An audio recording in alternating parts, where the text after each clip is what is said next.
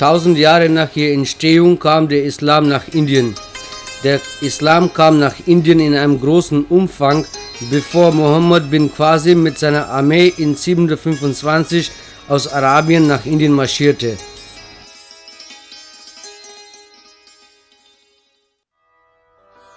Die folgenden Epochen waren mit diversen Invasionen von Königen und Generalen markiert, die hauptsächlich das Reichtum Indiens im Visier hatten, und zugleich kamen die Gelehrten und die Priester auf der Suche nach Frieden und spirituelle Fundamente.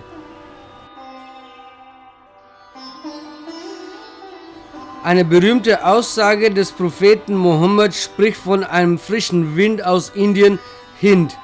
Damit wurde Indien als ein Himmel des Wissens und Sensibilität in den arabischen Kreisen bekannt, als der Islam dort in voller Blüte war.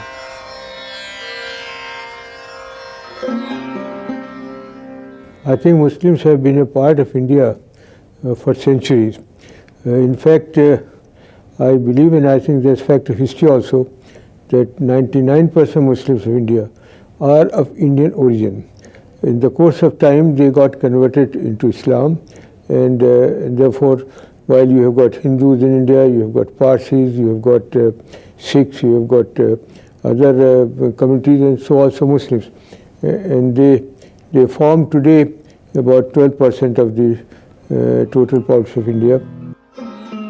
Während der langen Geschichte der Koexistenz von den Hindus und Muslimen mit anderen Religionsgemeinschaften, die indischen Muslimen begegneten ihren schlimmsten Trauma mit der Teilung Indiens in 1947. Dies war die Stunde der Wahrheit, als das Land sich mit dieser Idee des muslimischen Fraktionsleiters M.A. Jinnah befasste. Hindus und Muslimen, die seit jeher in perfekter Harmonie lebten, fanden sich in einer neuen Lage der Trennung unter einer geteilten Nation. Nicht nur das, die indischen Muslimen wurden aus den eigenen Reihen verlassen, von denen, die nach Pakistan auf der Suche nach besserer Zukunft zogen.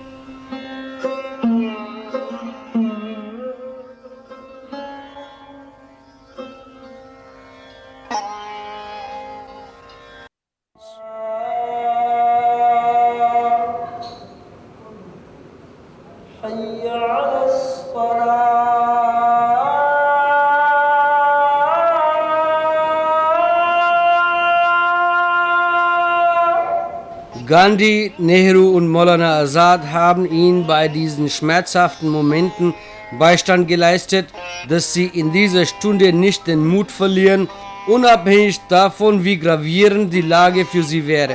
There is nothing for Indian Muslims except challenges, one challenge after another.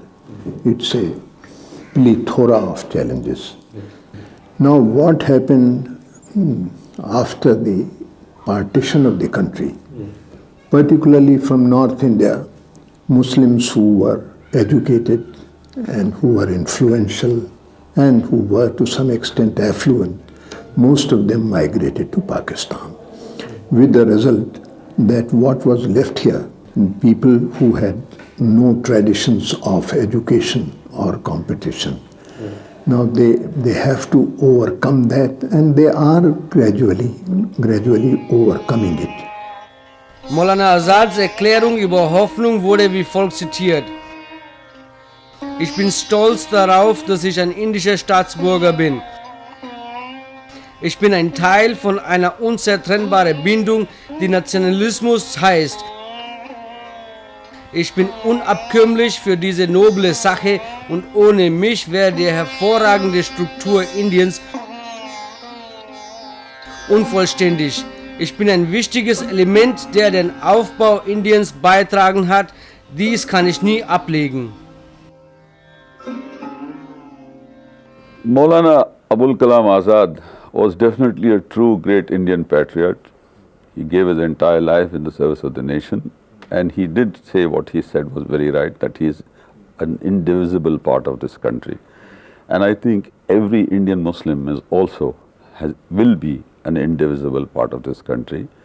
The Indian Muslim contribution for the last 1,000 years has been immense in every field, they have contributed, they have sacrificed, they have lived and died here.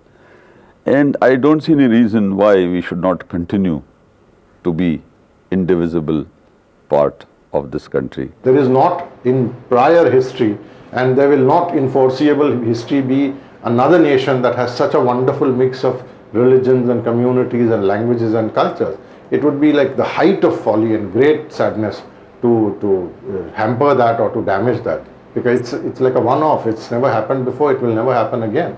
Maulana Azad's spirit of remaining with India, it only goes to show that whether he remained with India or had gone across the border, what he really meant to say was this is one country, one huge colossal land of humanity, of people with great tradition, heritage and background, which should not be separated.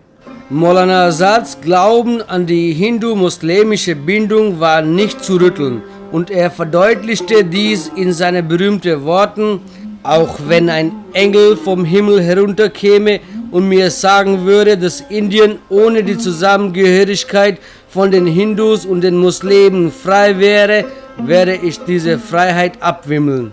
Now he represented, I think, the grace and the dignity of our nation. People like him, people like Nehru and Gandhi, in a strange way, they were people of, you can fault them for policies, or you can fault them for, we can't fault them for their integrity. Unabhängig davon, dass sie aus ihren eigenen Reihen von der eigenen Führung, die ihnen Eldorado versprochen hatte, alleine stehen gelassen wurden, die indische Politiker engagierten sich verstärkt für eine säkuläre Richtung nach der Freiheit Indiens, um dem Volk unabhängig von Rasse, Religion und Status gleiche Rechte zu garantieren. Dies war die Möglichkeit für die indischen Muslimen, eine positive Rolle für einen nationalen Aufbau zu spielen. Die indischen Muslimen müssten im Dunkeln tasten, weil sie mit den Gegebenheiten nicht fertig werden könnten. Dennoch hat Indien ihnen dabei unterstützt, dass sie in dieser Demokratie und säkulares Land wohlfühlten. I always take history as an example of inspiration to me in my life. And in history, even as far back as 400 years, Akbar, Emperor Akbar, he strikes me as a very brilliant personality and character, because he infused the Indian people into oneness, and a national integration purpose came into existence even in those days. And his great sense of social justice, which he gave to his people, till today people remember the great achievements of the great emperor. In fact, the Mughals were the catalyst who brought the warring factions of the Indian princes and Maharajas together, and Akbar played a major part in this. And the foundations of the communal harmony and integration were virtually established in the time of the reign of Akbar. Indien wurde ein säkulares Land im Vergleich zu dem neu entstandenen Pakistan nach der Freiheit. Die indischen Muslimen hatten den Vorteil der indischen Führung der nationalen Bewegung. Maulana Azad, Rafi Ahmad Kidwai und Dr. Zakir Hussain haben dabei die Hauptrolle gespielt. Dr. Zakir Hussain wurde später der indische Präsident. The Constitution of India is secular, according to me. Once the Constitution guarantees you a secular state, then how can a film star or other guy or maybe ABCD or me also can influence that? I have not a single relative or who stays in Pakistan. Why should my loyalties be with Pakistan or for that reason any other nation? It has to be with my own nation, if at all. And if that loyalty to my nation is taken away from me, then I become, what do I become? Where do I hang around? Am I hanging in the air? I must belong to a nation. So if by some connivance or by some feelings, by some people would like me to believe that I'm not a part of the nation, this nation, then I'm going to fight that out within me psychologically, because I want to be a part of a nation, as every individual wants to be a part of a nation. So I think that there has been this, because of the division, unfortunate division, I would say, that took place in the Indian subcontinent, which should never have taken place, according to me. And I think this subcontinent would have been much more a beautiful place. But that unfortunately has taken. But no, the Indian Muslim per se, I would say, they are all Indian. This is called India. I believe this is called India. And I feel that, as my request to our leaders and the heads of different communities and different religion, that this is what is the rainbow. And this rainbow should not be destroyed because of their own self-interests and everything. Let India be like this. Let India grow together. Let Muslims and Hindus rub their shoulders with each other and bring a name for the country, as the cricketers have done it, as our great artists have done it. My wife was the first to get the international award for Mother India's performance in Karlov Valley. And she was a Muslim lady. But nobody called her a Muslim lady because they thought one Indian artist has won the award. Indien hat die größte Anzahl von Muslimen, mehr als die von Pakistan und Bangladesch zusammen. Die zweitgrößte nach Indonesien. Zum Zeitpunkt der Teilung eine große Anzahl der Elite und gelehrter Muslimen wanderte nach Pakistan aus. Die meisten der übrig gebliebenen in Indien waren Handwerker oder kleine Landbesitzer. Sie wurden mit dem Problem von moderner Ausbildung konfrontiert und viele, die einst angestellt gewesen sind, sind nach Pakistan ausgewandert. Beide, die Hindus und die Muslimen, wurden von ihren Ortschaften verwurzelt, als Massenkrawalle und ein Massenexodus in den beiden Ländern sie zu schaffen machte. Die große Masse an Muslimen, die in Indien zurückgeblieben ist eine große Lob würdig. Dass sie tapfer die schwere Zeit in Indien durchgestanden hat. Dies ist ein Hinweis auf die Trennung und die Liebe zur Heimat. Die Handwerker waren ohne einen Anhalt, ohne eine Organisation und haben unter anderem ihre Ländereien verloren, als Zamindari aufgehoben wurde. Damit hatten sie zusätzlich zu kämpfen, dass sie ihr Lebensunterhalt verdienen. Eine außerordentliche Atmosphäre von Liberalität und ihre generelle Eingliederung in den anderen Gemeinschaften, Vorurteile stellten zusätzliche Hürden für sie dar. Sie haben sich jedoch durch ihre Fähigkeit und Können im Bereich von Glaswerke, Metallwerke, Holzschnitzereien und anderen Berufen dennoch gut etablieren können. Die Landwirte unter dieser Kommune formte die größte Anzahl von ihnen in Indien und in den abgelegenen Orten. Es liegt ein Hauch kleiner Unterschied in ihrer Lebensart und Essgewohnheiten. Das sind Söhne der Erde, tief in der indischen Tradition verwurzelt. Diese große Masse wurde jedoch noch von der Wahlberechtigung ausgeschlossen, weil dies unter der britischen Herrschaft untersagt gewesen ist. Es waren zu der Zeit kaum ausreichende Ausbildungsstätte, was normalerweise in einer großen Stadt vorhanden wäre, wären beispielsweise eine mittlere Reifeschule, die von den lokalen Behörden geführt wurden. Ausbildung wäre sonst in Madrasas oder Maktabs für den Muslimen eingegrenzt. Die Hindus im Gegensatz besuchten die Pathshalas für Ausbildung. You see, the basic thing any Muslim leader should demand for their flock is education. Education is such an essential commodity. It is a commodity. It has value. An illiterate man cannot see anything. He is in a dark room. A literate man can see everything because the light is on. So, the education factor must come in first. I agree when you say that Muslims or young Muslim guys should have the right education. But I differ with you on the count that madrasa education is not good enough. It provides them with sound moral edifice for life. After that, it's up to the student concerned how they build on that. Because after all, nowadays we have madrasas which are offering computer sciences, which have science laboratories and so on. Madrasas have been and possibly even continue to be a poor Muslim's recourse for education. Because in my village, for example, a madrasa gives you the 3 hours. When you go back into history of Islam, Islam the European historians have gone on record to say that Islam brought Renaissance in Europe. And the so-called madrasas in the early part of 8th or 9th or 10th or 12th century, they were started as the universities and colleges, right from Baghdad to Cordova. And even today, when you see the academic gown, in India today, the Islamic clergy wear that gown when leading the prayer or something. So that was Islam gave the world academic gown.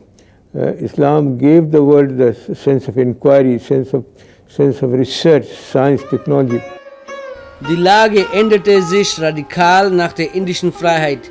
Es existierten bereits große Institutionen wie die Aligarh Muslimische Universität oder die Jamia Millia Islamia von 1920 für fortgeschrittene Ausbildung, ausschließlich für die Elite.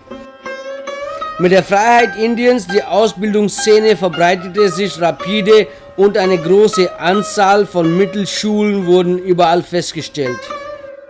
Die Muslimen haben damit begonnen, ihre Kinder in dem neuen Schulsystem einzugliedern, als sie verstanden haben, dass ihr eigenes Ausbildungssystem für die Zukunft ihrer Kinder untauglich wäre.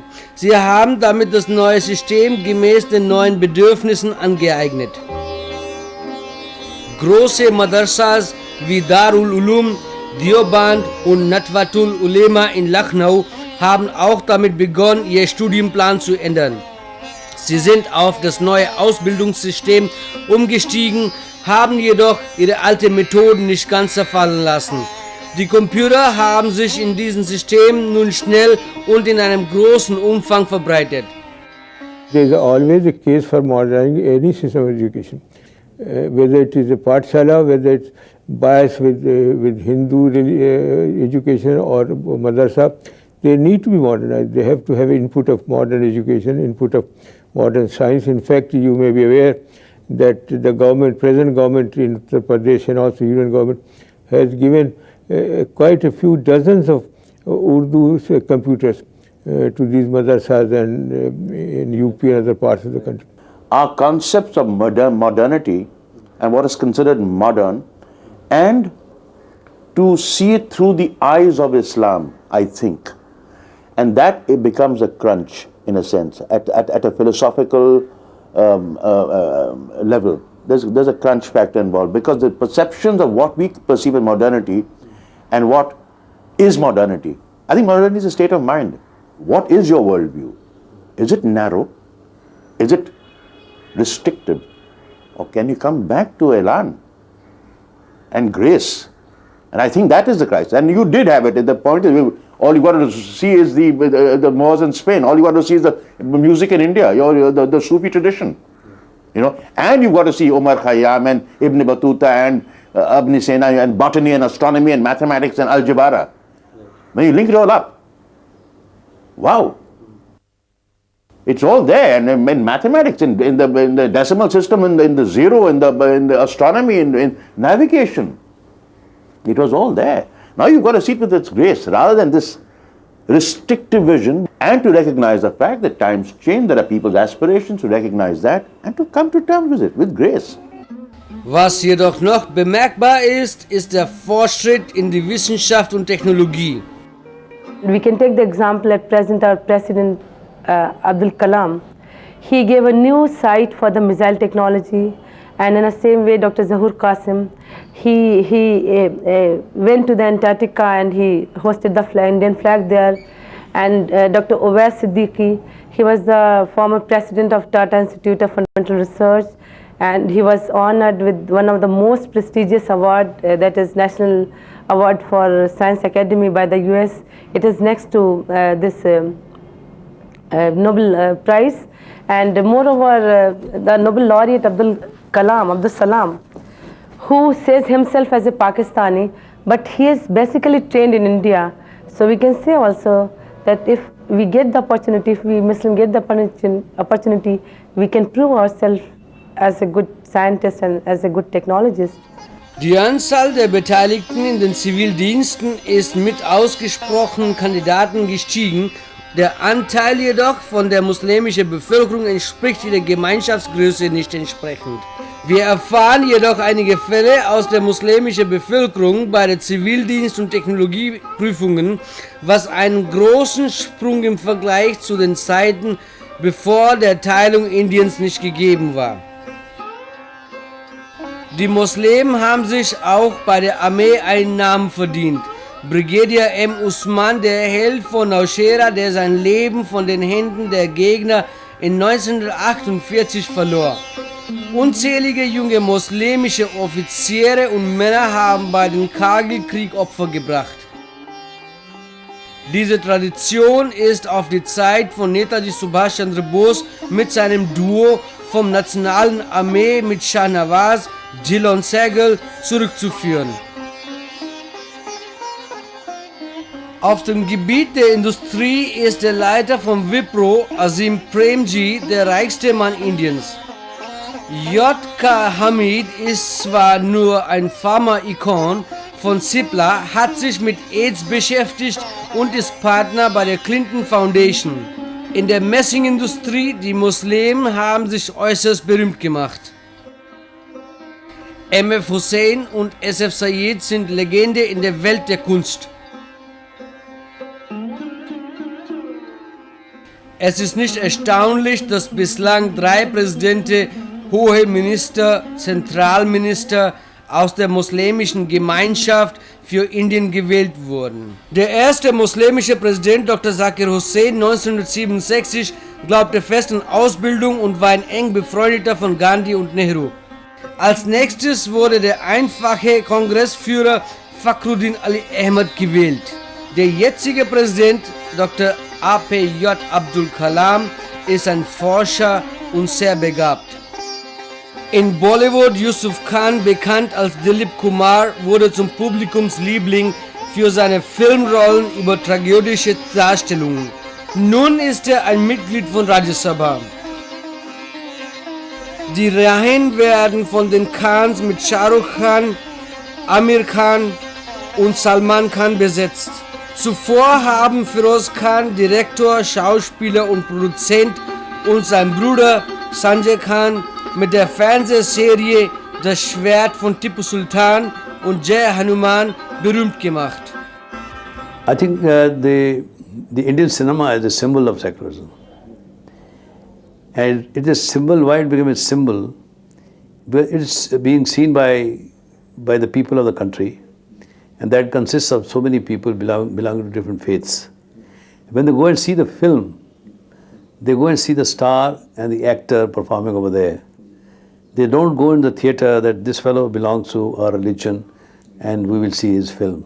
As you know, that Mr. Dilip Kumar, who's a Muslim, he's been considered by every Indian, whether he's a Hindu or a Muslim or a Christian or a Sikh, as a great actor.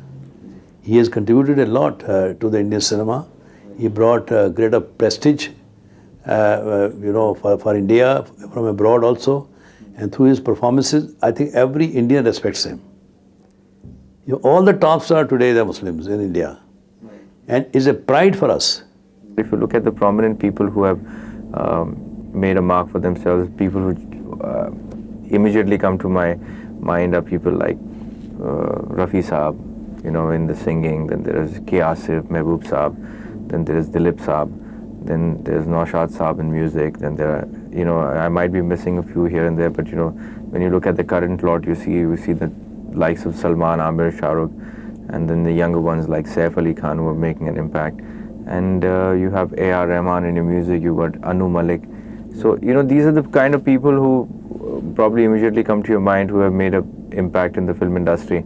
And, they're contributors, Practically in the writing field, I suppose, in the lyrics department, they have made a lot of contribution. We have enormously huge names in that, like Sahir Ludhianvi, Majroor Sultanpuri, Kaifi Azmi, who have made contributions to this thing. Construction industry में आज देखो बॉम्बे में हम बैठे हैं, Lokhandwala is the biggest name.